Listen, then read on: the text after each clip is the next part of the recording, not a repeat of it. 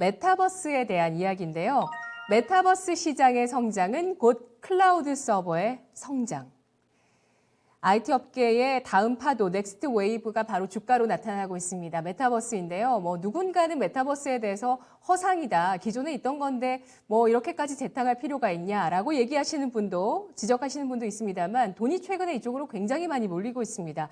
인수합병 시장에서도 그렇고 ETF나 또 주식시장의 종목에서도 이쪽에 대해서 뚜렷하게 최근에 돈이 몰리고 있는 모습인데요. 앞으로 10년 안에 현실과 가상세계의 경계가 무너질 것이라는 전망 나오고 있고요. 메타버스 패권 다툼이 굉장히 치열해질 것으로 예상이 되고 있는데요. 미국 주식 가운데서도 시총 상위 기업 가운데 4개의 기업, 3-4개 기업이 모두 메타버스 기업이고요. 다른 기업들도 뛰어들겠죠. 그런데 오늘 이 이슈 제기가 굉장히 흥미로웠던 것은 최근에 시장에서 조정을 받으면서 부진했었던 클라우드를 보자라는 의견입니다. 서용환 전문가님. 예, 우선 그 앵커님이 말씀해 주신 것처럼 시장에서 메타버스에 대한 회의적인 말이 많이 있는데, 이미 시장의 어떤 그 페이스북이죠. 네, 메타 같은 그런 리더 기업들이 이렇게 드라이브를 걸고 있는 그런 섹터에 대해서는 의심을 하시면 안 됩니다. 그렇다고 하면은 우리가 많은 분들이 그러셨다시피 테슬라를 놓쳤던 것 같은 그러한 또 기회를 또 놓치게 될 것이라고 저는 생각을 하고요. 일단 오늘 이슈에 대해서 좀 말씀을 드리면은, 메타버스 시대에 접어들면서 데이터 그리고 네트워크가 조금 더 더욱더 중요해질 것입니다. 메타버스 서비스는 그 이전의 인터넷 서비스가 제공하는 것보다도 더욱 막대한 그 데이터를 매 순간 처리를 해야 되겠죠. 이때 그 데이터 처리를 제대로 수행하지 못하고 만약에 그 지연이 발생하게 된다면은 메타버스 서비스 같은 경우에는 그 VR 기기를 착용을 하고 이렇게 서비스를 이용하게 되겠죠. 그렇다 보니까 VR 기기가 바로 눈앞에 착용을 하기 때문에 약간의 데이터 처리에도 사용자는 그 멀미를 일으키던가 아니면 혹은 눈의 통증을 호소한다든가 그러한 이런 일이 일어날 수가 있기 때문에 데이터를 잘 처리를 해야 됩니다. 따라서 그 메타버스 환경에서 초저지연의 중요도는 더욱더 증가가 될 것이고요. 이에 따라 높은 수준의 클라우드 서비스의 중요도가 더욱더 필요해질 것입니다. 클라우드 서버는 사용자로부터 수신한 데이터들을 받아서 종합을 해서 높은 연산력을 요구하는 그 렌더링 과정 등을 수행하는데요. 이에 따라 그 사용자들의 VR, AR 하드웨어의 연산을 대신을 해줘서 VR, AR 기기의 성능 이슈를 또 줄여줄 수도 있는 그런 역할을 하기도 하죠.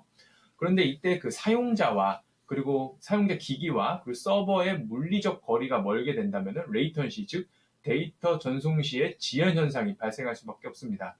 이것을 해결하기 위해서 그 엣지 컴퓨팅의 중요성이 더욱더 커질 것인데요. 엣지 컴퓨팅이란 사용자와 물리적으로 가까운 곳에서 있는 그 작은 서버를 가까운 곳에 두어서 클라우드 서버가 수행하는 동작의 일부를 분담하게 하는 것을 일컫습니다. 데이터 처리의 결과를 유저에게 가까운 서버에서 그 처리를 해서 보내기 때문에 물리적 한계로 발생하는 지연 현상을 없애고자 하는 것이죠. 좀 짧은 설명이긴 했지만 그 앞서 이야기들을 좀 종합을 해보면은 메타버스는 그 막대한 데이터 처리를 요구하기 때문에 막대한 그 클라우드 데이터 센터를 필요로 하게 될 것이고, 그리고 물리적 거리들로 인한 지연을 해소하기 위해서 엣지 컴퓨팅을 필수적으로 요한다는 것입니다. 메타로 그 사명을 바꾼 페이스북이 캐펙스 투자를 올해는 약 190억 불에서 내년도에 290억에서 340억 불로 늘린다는 것에서 플랫폼 기업의 캐펙스 투자가 대부분 그 데이터 센터라기 때문에 그 성장세를 엿볼 수가 있는 것이지요. 따라서 그 클라우드 데이터 센터 관련주를 주목을 하셔야 된다고 저는 그렇게 말씀을 드리겠고요. 그 중에서도 그 엣지 컴퓨팅에 관한 기술력이 있는 기업을 눈여겨보셔야 된다고 말씀드리겠습니다. 네, 알겠습니다. 클라우드 컴퓨팅보다 좀 더 발전된 형태의 엣지 컴퓨팅 관련해서 데이터 센터 투자가 이어질 것으로 예상해 주셨습니다. 이런 메타버스 관련해서 핵심 IP를 갖고 있는 기업뿐만 아니라 페이스북, 구 페이스북이죠. 메타의 또 오큘러스향 FPCB 종목 뉴프레스를 잘 공략해 주셔서 지금 수익이 나고 있는데요. 오늘은 이제 새롭게 메타버스 관련주, 클라우드 관련주를 봐야 된다라는 또 제안을 해주고 계시는데요. 관련주의 움직임 상당히 주목될 것 같습니다. 상승할지 그렇지 않을지 저는 지금부터 굉장히 궁금해질 것 같은데요. 자, 지금 언급해 주시죠. 그렇다면 이 메타버스 관련한 클라우드 관련주는 어떤 종목이 있을까요? 예, 그 KINX랑 그 나무기술이라는 종목 준비를 했습니다. KINX는 도곡센터 등의 그 수도권에 무려 6개나 되는 IDC, 즉 인터넷 데이터 센터 사이트를 지금 운영 중입니다. 도곡동 센터는 뭐 자가 소유 중이고 나머지는 임대라고 하는데요. 늘어나는 그 수요에 대응하기 위해서 향후 약 900억 원 이상을 투자를 해서 과천에 새로 사옥을 건설한다고 합니다. 22년 완공을 목표라고 하는데요. 현재 그 기업의 규모에 비해 이렇게 막대한 투자를 한다는 것은 결국에는 엄청난 성장을 목전에 두고 있다는 그런 뜻이 되겠습니다. 국내에서 서비스를 앞둔 디즈니 플러스와 뭐 현재 서비스 중인 애플 플러스 같은 OTT 업체들이 자사의 오리진 서버와 연결된 한국 서버를 가지고 있습니다. 말씀드린 것처럼 거리가 너무 멀면은 지연 현상이 발생하기 때문이죠. 근데 이러한 그 한국의 서버를 KINX와 같은 기업들이 운영을 하게 되는 것이죠. 글로벌 그 OTT 업체의 성장의 과실을 뭐 동사와 취하기도 할 것이고 앞에 말씀드린 것처럼 메타버스의 성장도 동사와 같은 기업들이 과실을 취할 것으로 보입니다. 주가를 보시면은 뭐 한동안 그 많은 하락이 그 꽤 긴 기간 동안 하락이 있었다가 최근 들어서 조금 상승을 하고 어제 오늘 조금 시장이 흔들리면서 좀 하락을 하고 있는데요. 지금 가격도 너무나도 좋은 상황이라고 보이고 있어서 지금도 매수하시기에 좋은 찬스라고 보고 있습니다.